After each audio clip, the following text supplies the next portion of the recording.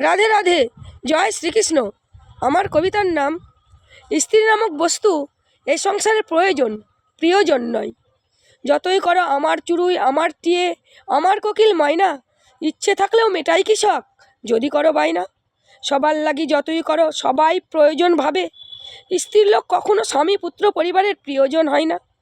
কারোর কপালে সুখ সয়, আবার কারোর কপালে সয় না।